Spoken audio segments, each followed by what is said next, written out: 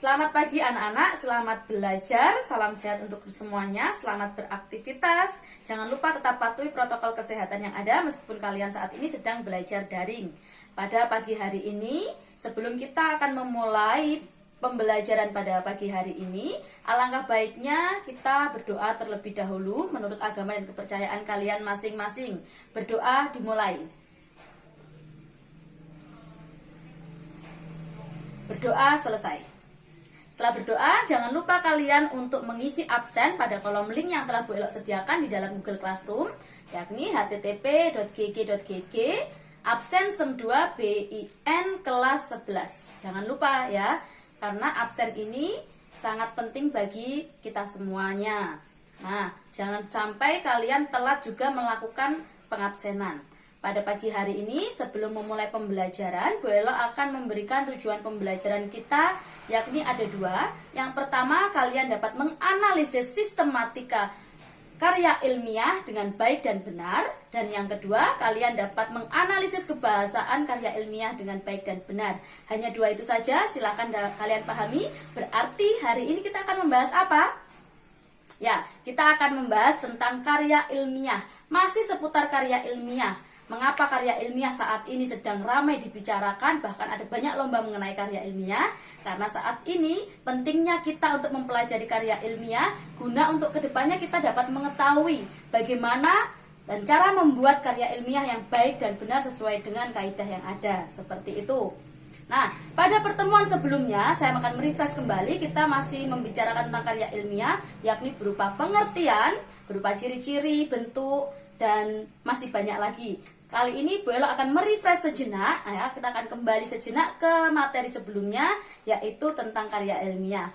Pengertiannya, nah, apakah kalian masih ingat pengertian dari karya ilmiah? Tentu jawaban kalian sangat beragam, ada yang masih ingat, atau mungkin ada yang sedikit-sedikit ingat, atau mungkin ada yang tidak sama sekali. Nah, Bu Elok harapkan untuk kalian sering membaca buku ya, meskipun kalian sedang daring, disibukkan dengan berbagai banyak jadwal. Bu Elok mengharapkan untuk tetap membuka materi-materi pembelajaran yang telah Bu Elok berikan. Oh, tidak hanya pembelajaran dari Bu Elok, tapi juga pembelajaran dari Bapak Ibu guru yang lainnya. Baiklah, kembali ke topik, yaitu pengertian dari karya ilmiah. Pengertian dari karya ilmiah adalah karya tulis yang ditulis oleh seseorang berdasarkan prinsip-prinsip ilmiah. Nah, berdasarkan prinsip-prinsip ilmiah berarti sesuai dengan data dan juga fakta. Mengapa kita harus membuat karya ilmiah berdasarkan data dan juga fakta? Karena ya dalam karya ilmiah kita melakukan suatu pengamatan. Contoh, kita melakukan pengamatan terhadap tumbuhan anggrek. Nah, bagaimana tumbuhan anggrek itu berkembang biak, bagaimana cara dia berbunga. Nah, kita harus mengobservasinya. Itu sebab dikatakan bahwa dalam karya ilmiah harus sesuai dengan data dan juga fakta. Misalkan panjangnya bunga anggrek, panjangnya daunnya, lebar bunganya, dan lain sebagainya. Nah, seperti itu contohnya. Lalu kita ke ciri-ciri karya ilmiah. Ada yang masih ingat ciri-ciri karya ilmiah? Coba sebutkan dua saja ciri-ciri dari karya ilmiah. Jawabannya juga pasti beragam. Bu Elok yakin kalian semua juga pasti masih ingat sedikit tentang ciri-ciri dari karya ilmiah. Apalagi anak-anak yang kemarin baru mengikuti lomba. Nah, kalian pasti masih sangat ingat apa itu ciri-ciri dari karya ilmiah. Oke, Bu Elok akan sebutkan beberapa ciri-ciri dari karya ilmiah. Yang pertama adalah logis. Mengapa karya ilmiah dapat dikatakan logis? Karena karya ilmiah harus masuk akal. Nah, karya ilmiah tidak boleh ya kalau tidak masuk akal. Nah, karena berdasarkan data dan fakta yang ada. Intinya kembali lagi harus berdasarkan data dan fakta. Lalu yang kedua adalah objektif. Nah, menggambarkan keadaan yang sebenarnya. Lalu yang ketiga ada sistematis, karena karya ilmiah ini harus runtut. Nah, yang keempat, kebenarannya dapat diuji. Nah, dan yang kelima menggunakan bahasa baku. Dan masih banyak lagi. Itu adalah salah satu contoh ciri-ciri dari karya ilmiah. Nah, bentuk dari karya ilmiah ada banyak ya, ada semi formal dan ada formal. Nah, ini akan Bu Elok bahas memasuki ke dalam materi kita kali ini, yaitu sistematika atau analisis sistematika dari karya ilmiah. Nah, ada dua bagian. Yang pertama bagian utama dan juga bagian pelengkap. Nah, bagian utama dalam karya ilmiah terdiri dari pendahuluan, isi, dan penutup. Biasanya ada 3 bab. Nah, karena bentuknya karya ilmiah ini ada banyak ya, ada makalah, ada laporan, skripsi, tesis, dan lain sebagainya. Nah, cenderung kalian akan menemukan Atau kalian mungkin akan bertanya, Bu, saya pernah menemukan ada yang 5 bab. Apakah itu dapat dikatakan bagian utama dalam sistematika karya ilmiah? Jawabannya adalah iya. Nah, meskipun 5 bab, itu juga dapat dikatakan sebagai bagian utama dari karya ilmiah. Mungkin yang pertama ya, ada pendahuluan. Yang kedua ada kajian pustaka atau landasan teori. Dan yang ketiga ada metode penelitian. Yang keempat ada pembahasan. Dan yang kelima ada penutup. Ini juga sama-sama dikatakan sebagai bagian utama dari karya ilmiah. Nah, jadi karena kembali lagi ke bentuk ya, kan bentuknya ada semi formal, ada yang formal. Kalau yang semi formal biasanya 3 bab, tapi kalau yang formal itu biasanya ada 5 bab. Nah, ini sama-sama ke dalam bagian utama dari karya ilmiah. Nah, lalu selanjutnya adalah ke bagian pelengkap. Bagian yang pertama bagian utama, yang kedua adalah bagian pelengkap. Jangan lupa pada bagian pelengkap ini semuanya baik semi formal maupun formal ini sama. Biasanya di dalam karya ilmiah bagian pelengkap itu terdapat di halaman judul. Lalu halaman sampul juga bisa. Kata pengantar, daftar isi, daftar pustaka. Selain itu ada lampiran, daftar tabel kalau ada. Nah, itu termasuk ke dalam bagian pelengkap dari karya ilmiah. Nah, kalau karya ilmiahnya tidak ada bagian pelengkap, tidak dapat dikatakan sebagai karya ilmiah. Nah, karena bagian dari karya ilmiah meliputi 2, ada bagian utama dan juga bagian penutup. Nah, Bu Elo sudah pernah menjelaskan tentang penulisan daftar pustaka yang baik dan benar. Bu Elo harapkan kalian masih ingat penulisan daftar pustaka yang baik dan benar. Ya, jangan lupa penulisan daftar pustaka yang baik dan benar diawali oleh nama. Namanya harus dibalik. Misalkan Bu Elo coba berikan contoh. Nama Bu Elo ini kan Maria Elok Puspasari. Nama yang paling belakang ditaruh di depan. Jadi penulisannya seperti apa? Puspasari Maria Elok. Nah, bagaimana kalau 2 Bu namanya hanya Maria Elok saja? Ya kalau 2 berarti ya Elok Maria. Atau mungkin Bu namanya ada Yohanes C-nya itu kan Kristian, misalkan Yohanes Kristian Setiawan, tapi disingkat Bu Yohanes C Setiawan. Ya berarti penulisannya ya Setiawan Yohanes C. Jadi Kristian, Yohanes C. Nah, seperti itu. Selanjutnya setelah nama adalah tahun. Tahun dari terbitnya buku tersebut. Tahun berapa? 2012 kah? 2020 kah? Nah, lalu ke judul, setelah tahun ke judul. Judulnya boleh dimiringkan atau boleh dikutip. Biasanya kalau kita menulis di komputer akan di italik atau dimiringkan. Nah, jadi kita boleh memilih salah satu, boleh dimiringkan, boleh dikutip, tidak boleh dua-duanya. Harus pilih salah satu. Tapi kalau diketik di komputer atau di laptop kalian, kalau bisa dimiringkan saja, seperti itu. Setelah ke judul kita ke kota terbit. Kota terbitnya di mana? Jakarta kah, Bandung kah, Makassar kah? Nah, setelah itu baru ke penerbit. Penerbitnya apa? PT Raja Wali kah? CV Intan kah? Nah, seperti itu. Itu penulisan daftar pustaka yang baik dan benar. Nah, contohnya seperti itu ya di sistematika karya ilmiah.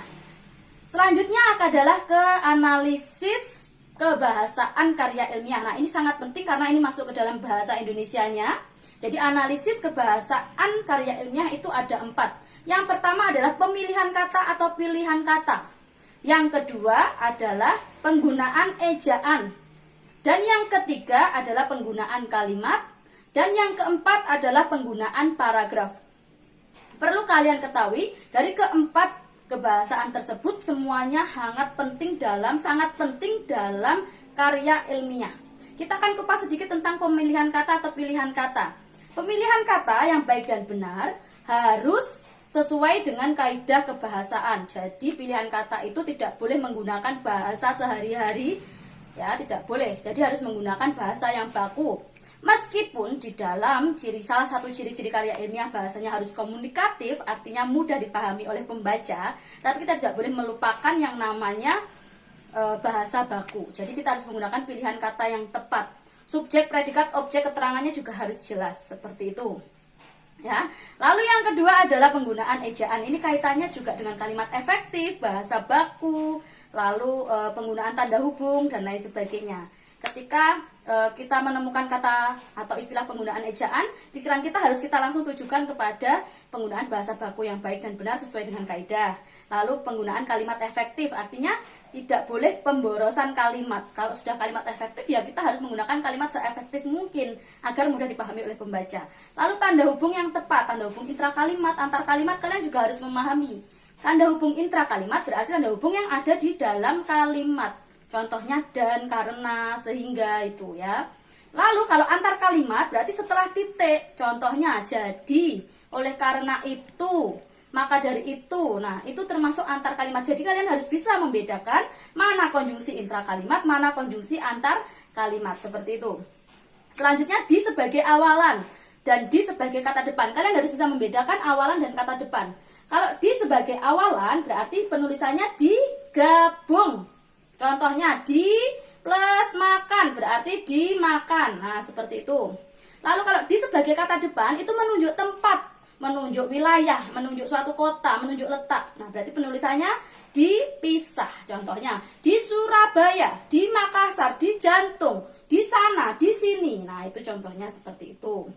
Nah, jangan sampai lupa ya tentang penggunaan ejaan, oke? Lalu selanjutnya adalah penggunaan kalimat. Kalimat yang baik minimal terdiri dari satu subjek dan satu predikat. Jangan sampai lupa satu subjek dan satu predikat. Nah, itu kalimat yang baik ya. Kalimat yang baik juga harus tertata. Jadi tidak boleh yang asal-asalan ya. Kalimatnya asal-asalan, apalagi kalimat itu tidak dapat dipahami oleh pembaca. Selanjutnya adalah penggunaan kalimat yang baik diawali oleh huruf kapital, diakhiri oleh tanda baca. Seringkali bolak menemukan tugas kalian tidak diakhiri tanda baca. Ini sering kali terjadi. Nah, sebagai seorang siswa, mulai dari sekarang, ayo kita ubah kebiasaan kita untuk memberikan tanda baca. Nah, selanjutnya yang keempat adalah penggunaan paragraf. Minimal paragraf yang baik terdiri dari 4 kalimat. 4 kalimat berarti ada 4 tanda baca. Ayo mulai sekarang kita berusaha menggunakan kalimat dan paragraf yang baik ya. Seperti itu.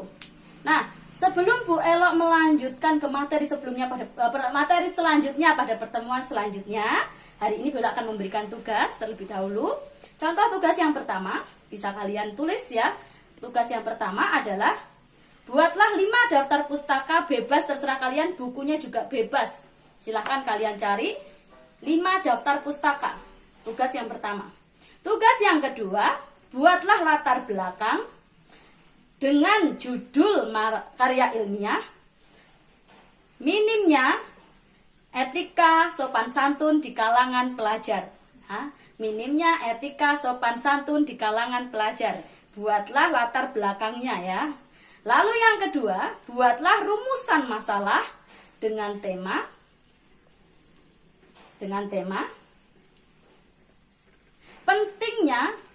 pentingnya mengembangkan bahasa Indonesia di kalangan pelajar.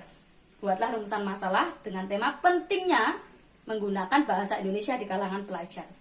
Bu Elok tunggu tugas-tugas kalian yang belum segera dikumpulkan. Dan ini batas waktunya hanya hari ini saja sampai pukul 12 malam berarti ya. Silakan dikerjakan dengan baik, silakan dikerjakan dengan teliti. Apabila ada pertanyaan kalian bisa telepon Bu Elok, bisa japri Bu Elok melalui WhatsApp, atau bisa kirim email Bu Elok ya. Terima kasih untuk pertemuan hari ini. Jangan lupa untuk tetap semangat belajar, untuk tetap tingkatkan prestasi, dan jangan lupa untuk selalu berdoa. Terima kasih, selamat pagi, Tuhan memberkati.